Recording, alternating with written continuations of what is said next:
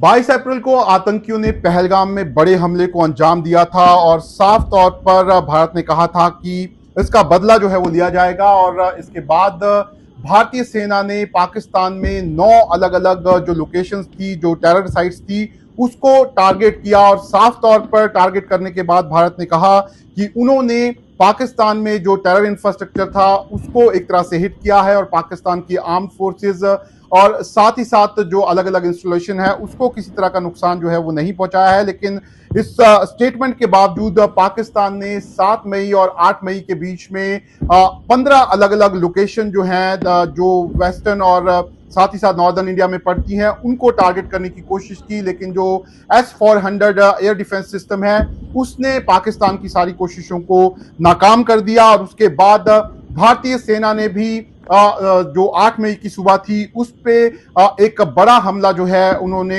लाहौर में किया और लाहौर में जो एयर डिफेंस सिस्टम था उसको भारी नुकसान पहुंचाया गया। इसके अलावा भी भारतीय सेना ने कई हमले जो है वो पाकिस्तान में किए। लेकिन उसके बाद आज जो जम्मू है वहां पर पाकिस्तान की तरफ से एकाएक करीब 8 बजे ये फायरिंग जो है वो शुरू की गई। और अगर मैं आपको इस फायरिंग के बाद बताऊं तो मैं खुद जम्मू से लेकर सिद्रा का जो है वो ट्रैवल कर रहा था और सिद्रा पहुंचने के दौरान ही एकाएक जम्मू में ब्लैकआउट जो है वो यहाँ पर हो गया। और उसके बाद एकाएक धमाकों की आवाज जो है वो अलग अलग जगह से यहाँ पर सुनाई दी और आसमान में लगातार अलग अलग तरह की लाइट्स, रेड लाइट्स जो है वो देखने को मिली। और ये पता लगा कि पाकिस्तान जो है उसने ड्रोन्स और साथ ही साथ जो रॉकेट्स हैं उनसे अलग अलग जगह पर यहाँ पर टारगेट करने की कोशिश जो है वो यहाँ पर की है। और उसके बाद जो खबर निकल कर आई उसके मुताबिक पाकिस्तान ने जम्मू, उधमपुर, अखनूर और साथ ही साथ सांबा और कठुआ के जो इलाके हैं उनको टारगेट करने की कोशिश जो है वो यहाँ पर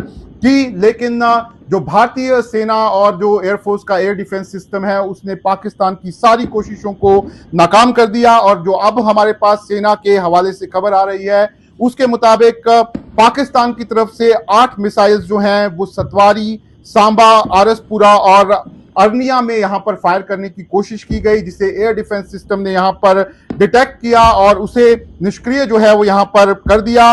और आर्मी सोर्सेज के हवाले से ये भी खबर है कि पाकिस्तान की जो सेना है उसने जिस तरीके से हमास ने इजराइल पे अटैक किया था रॉकेट से, उसी तरह का एक अटैक करने की कोशिश की है। और इस तरह की भी खबरें थी कि जो ISI और हमास है वो पिछले कुछ दिनों पहले मिले थे और लगातार उनमें अलग अलग तरह की बातचीत जो है वो यहाँ पर हुई थी। ऐसे में साफ तौर पर पाकिस्तान की जो सेना है वो एक सीधे तौर पर आतंकवादी संगठन की तरह यहाँ पर बिहेव कर रही है। और उसी तरीके से उन्होंने जिस तरीके से हमास जो है वो रॉकेट से फायरिंग कर रहा था उसी तरीके से फायरिंग जो है वो पाकिस्तान की तरफ से यहाँ पर की गई है। लेकिन जरूर इस फायरिंग का असर जो है वो देखने को मिला है जम्मू में, और जम्मू के आसपास जितने भी इलाके हैं वहां पर ब्लैकआउट किया गया है।